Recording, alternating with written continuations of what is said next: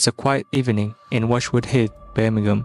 Just a normal day until everything explodes into a violence. A 32-year-old man is driving down Sean Hill Road when a car pulls up next to him, and out of nowhere, gunfire erupts. This wasn't just a random pistol. The shooter was using a Scorpion submachine gun, a weapon that's made for a war, not for a city street. It can fire 800 rounds per minute. That's enough to tear someone apart. 2 bullets hit the victim, one in the stomach, one in the leg. Somehow, he survived. He managed to drive himself to the hospital, bleeding out, barely holding on. Usman Khan, only 22 years old. He didn't act alone. His friend, Aman Azaj, was the getaway driver. After the attack, they switched vehicles to avoid being caught.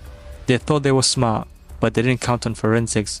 Police found a DNA in an abandoned vehicle. They tracked the routes, and they also checked the CCTVs. And very quickly, Azaj was arrested just a few days later. Usman Khan fled the country to Pakistan just 10 days after the shooting. He stayed in Pakistan for several months, but when he tried to come back to the UK through Dubai, police were already waiting.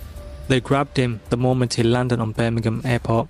On October 2023, Usman Khan was arrested and both men were put on a trial. Khan refused to say a word. Azaj claimed that he had no idea what was going on, but jury didn't buy it. In April 2024, Usman Khan was sentenced to 30 years in prison for attempted murder. Aman Azaj was sentenced to 4.5 years for helping him escape. This wasn't just another crime. This was a military-style hit in the middle of the UK city, and it could have killed not just one man, but anyone nearby. These are kind of weapons police are finding more often, and this case shows how fast things can turn deadly when you mix street violence with a war-level firepower. Luckily, the victim lived, and the criminals exactly where they belong, behind bars.